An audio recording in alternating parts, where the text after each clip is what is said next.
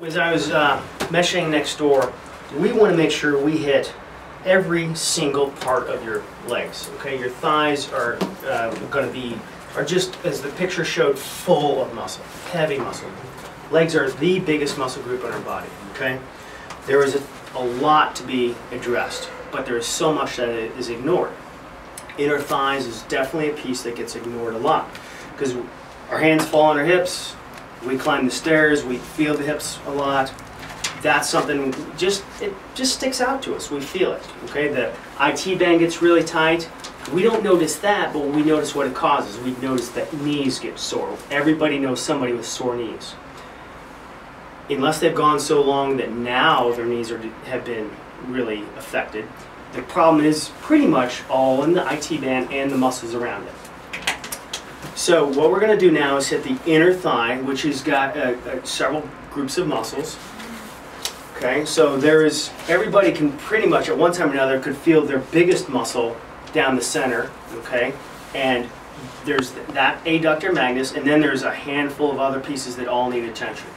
So the thing that's important that you might want to get a visual and understand is, think of these muscle groups here, because here's your leg, here's your hip. Think of these muscle groups right here as the string on an archery bow. And think of the bony structure here as the bow.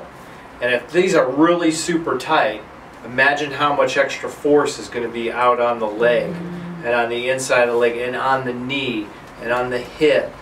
And there's a in biomechanics, the way the spine moves, there is not theory, the law, that when this muscle group is really super tight, what these are supposed to do is pull the leg like this. So when we stand, we don't fall over. When we move certain ways, we have balance. But when they're super tight, instead of pulling in like this, they pull back and in like this. They act almost like a hamstring. And so if you stood there and took your leg here and pulled it back to the inside like this, you would notice a lot of tension in your back. And you go, wow, that's kind of sore. I didn't even really notice that. Or you may notice that.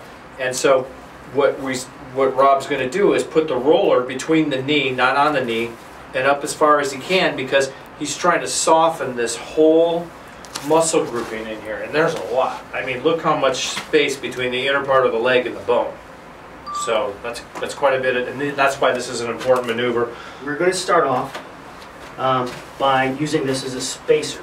And as always, I'm giving a general position. You might learn that, okay, I've got to start off much closer or much farther away. Feet are now ready. Go bow-legged. Bring this up and start down by above the knees, to where you do not feel your tibia, top of it, coming in. You don't feel any bone. Now, don't stand up. Pull the knees backwards. The hamstrings will bring your knees in onto the foam roller. We don't want to squeeze in and flex a muscle. We're trying to relax. You may have a reactive squeeze, you may feel like it's going to squeeze. Just relax it, let it go. And then try to slowly stand up. Okay. Now at this point, in this whole transition, if it goes from I'm okay to that's a 10 out of 10, well, stop. Hold on your foam roller. Go bow-legged, move one foot, one little hair, please. If you pick it up and move it, you're going to be a mile off, okay? And you're going to just take more time readjusting yourself. So right there, I start to stand up, and it's like, just at the last bit, when I push up, those muscles came up into here. As I push forward, it stretches them out. That might be the straw that breaks the camel's back, and you say, ow, ow, ow. Then just back off one little bit. By the way, if you didn't notice, my feet are straight. We're going to come up.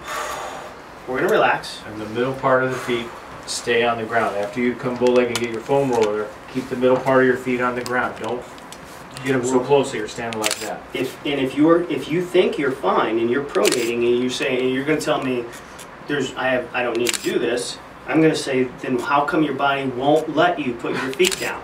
Why are your feet scared? What are your legs scared of? If you're fine, what's going on? So that's telling us that you can't do that. So then you would back off. So we're going to do this bit by bit, and move out a little bit, move up, readjust, pull back, stand up, okay, I've got nothing. Hold on to it, move the foot in a little bit. Pull back first, please, hamstrings, pull the knees back, stand up.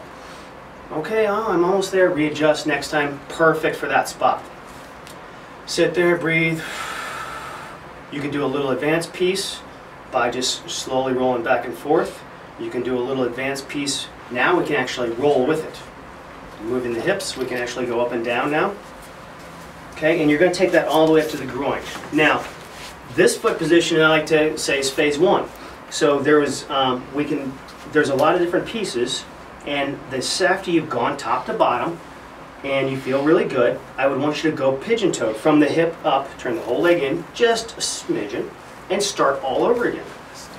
So we're bringing the legs around, and we're going to bring it a whole nother angle into it, and it put pressure into a whole, we're only maybe half an inch away, but it's going to feel like a whole new world of pain, love, and joy. Okay? All right.